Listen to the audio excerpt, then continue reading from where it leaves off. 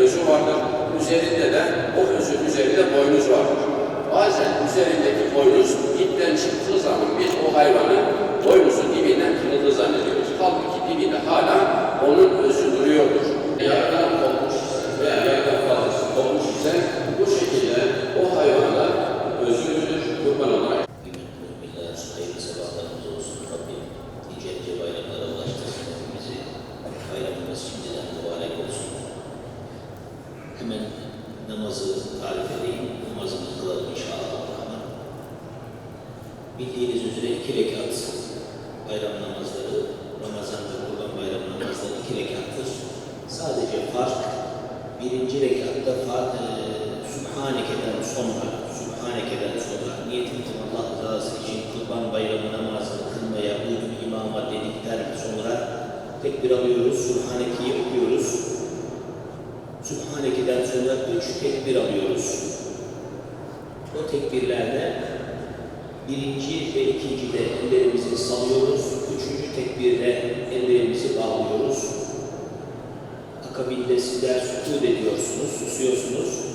İmam Fatiha ve Zamm-ı Sure'yi okuyor. Rükû secde ile rekatı tamamladıktan sonra 2. rekata kalkıyoruz. 2. rekatta Fatiha ve Zamm-ı Sure'den sonra 3 tekbir alıyoruz. Üçünde de ellerimizi bırakıyoruz, bağlamıyoruz. 4. tekbirle rükûya gidiyoruz. Ondan sonra geri kalanını diğer namazlarda olduğu gibi tamamlamış oluyoruz. Cuma namazından farkı namazdan sonra hutbe okunuyor. 9 tekbir, 2 rekat, vacip olan Kurban Bayramı namazına uyun hazır olan imama.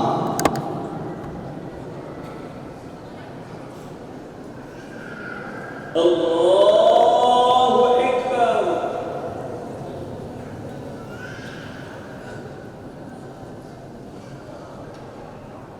Allahu Ekber. Allahu Ekber. Elhamdülillahi Rabbil alemin. Allahu Ekber.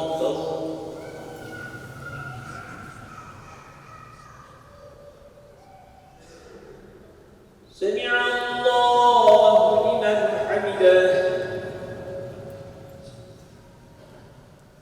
الله أكبر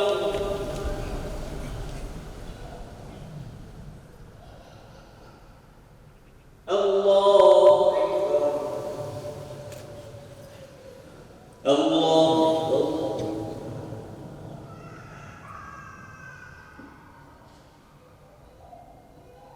الله أكبر. الحمد لله رب العالمين الرحمن الرحيم مالك يوم الدين إياك نعبد وإياك نستعين اهدنا الصراط المستقيم صراط الذين أنعمت عليهم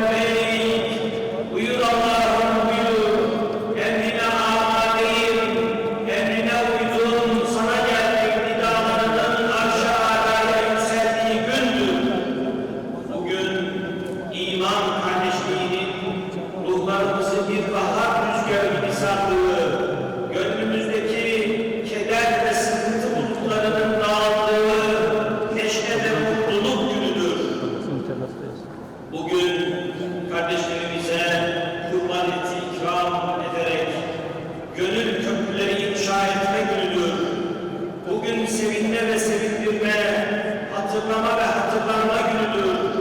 Geçmişlerimizi hayırla yad etme, anne babamızı, kardeşlerimizi, akraba ve komşularımızı ziyaret edip gönüllerini hoşnut etme günüdür. Yetimlere ve öksüzlere, yaşlılara ve hastalara bayram sevincini ulaştırma günüdür. Bugün affetme ve kucaklaşma günüdür. Kırılan kalpleri, mahzun gönülleri, bayramın bereketi ve güzellikleriyle mamur etme günüdür. Kardeşliğimize gölge düşüren her türlü çekişmeye, dargınlığa ve küskünlüğe son verip, barış ve huzur iklimiyle yenilenme gündür.